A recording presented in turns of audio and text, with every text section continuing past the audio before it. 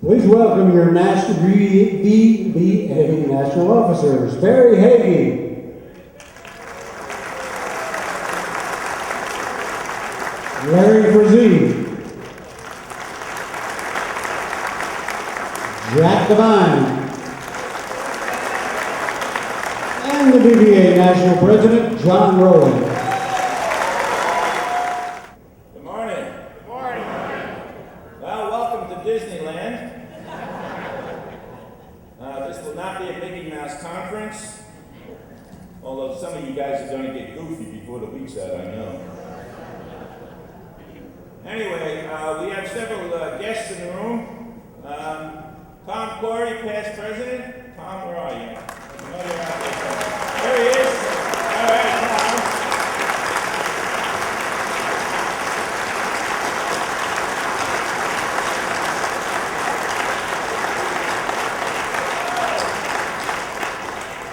Tom's back in his home state here. And we're glad to have Tom back with us. Also, Blanche Duggins, George Duggins, his widow, past president George Duggins. Blanche is back. George Duggins is back.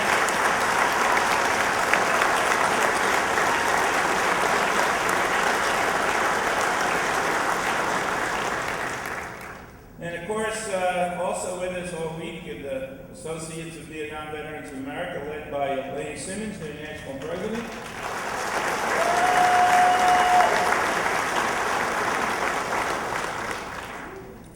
I want to thank the Honor Guards this morning, Chapter 20B, Broward County, the VBA.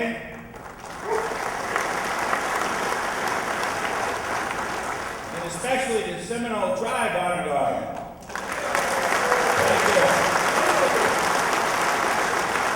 And we're proud to see their flag is posted along with ours. It's very cool. I think that's a first in the VBA.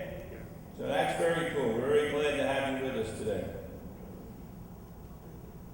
We're going to have lots of speakers here this morning as well as later on, but I just want to say a few words. This is again our biannual leadership conference, and hopefully we're all here to get some education. Some of us have been to some of these things so long, I guess we could probably teach some of these seminars. But we always do get a lot of new folks coming through VBA and rising up in the ranks of leadership, and so we must continue this training. We do have, however, several areas of interest with regards to some of the issues that we're facing here. It almost seems like we're going to have to refight some of the battles we thought we had already won. Some of you may have been reading in the papers about Senator Webb and some of the comments he's been making about the Agent Orange legislation, and some concerns with his because I guess we're spending too much money on compensating all us Vietnam vets who are dying from the damn Agent Orange. I guess we haven't died fast enough. So the VA is still upset about that. Well, we're dealing with that. We're going to have a major education campaign up on the Hill for Hill staffers in the Senate and the House, as well as many of the House members and the Senators. A lot of them are new. A lot of them don't remember what happened in 1991 with the passage of the Agent Orange Act, don't know how it got there, don't know why it got there. So we're going to have to do a little re-education program here, which we intend to do. And there's still several issues that are out there. We're still fighting a lot of other ailments and ailments that are coming along, not only for us, but the folks who follow behind us. While a long laundry list of Agent Orange-related illnesses, never mind post-traumatic stress disorder and its effect on us as a group, has been well documented, and is unfortunately the list keeps getting longer of compensatable diseases. The same is holding true for the folks in the Persian Gulf.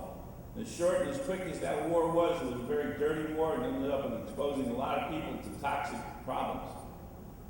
And what we're finding out is the newer veterans have also got significant problems. Obviously, the signature wound of the war today is traumatic brain injury. By the way, there's no such thing as minor traumatic brain injury, okay? That's, another one of these things they try to talk about. Oh, it's only minor TBI. Well, that's nonsense. I mean, these kids are coming back with all kinds of problems now in their 20s. What are they going to be like in their 30s, 40s, and 50s? because I know you can all tell them how some of those little minor things that happened to you in Vietnam 30 and 40 years ago and 40 plus years ago have come back to haunt you later on in life. And that little back problem you had because you fell out of the damn helicopter and nobody bothered to write it down has now come back to haunt you, or that leg you twisted or the arm you broke or whatever else you did. So anybody obviously who is affected by traumatic brain injury is going to have serious problems later on in life, and we're going to have to prepare to deal with those as we go forward. We're also finding out that this new generation also has toxic exposure issues to deal with. You're going to hear the magic words of burn pits. Keep that when you hear them. Now know what they mean. What they mean is these idiots went out and burned everything and anything and created a wonderful toxic soup to expose all these kids to. And we're seeing now, unfortunately, already some of the problems with cancers and things with these veterans, and the war's only been a few years old, comparatively.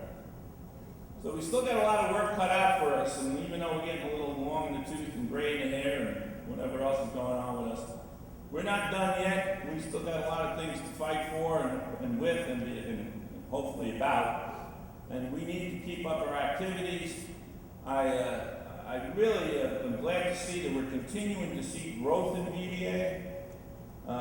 Historically, we've been probably growing between 4 and 5, maybe even 6% a year. The only reason our numbers don't go up quite enough is because, unfortunately, we keep losing 2 and 3% a year.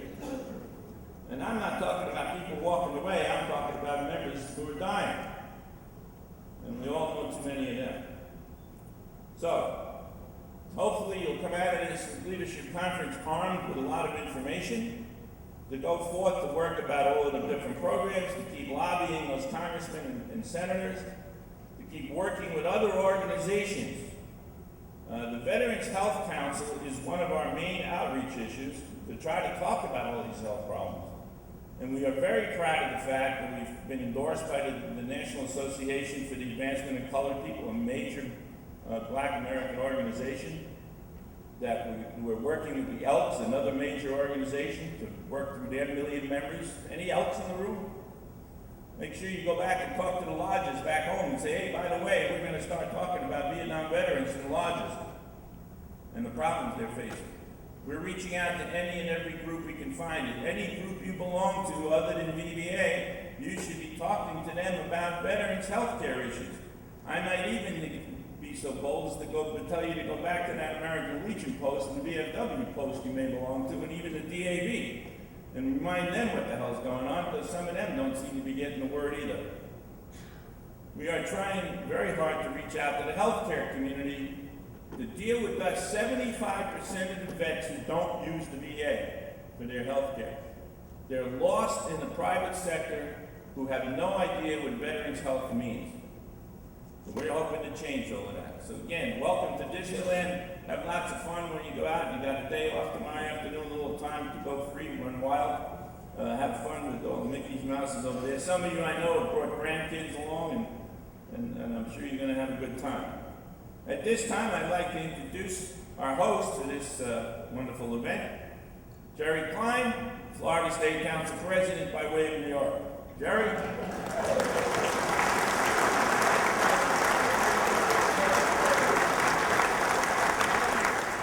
Greetings, everybody, and welcome to the great state of Florida. As John said, yes, I am a transplant from New York.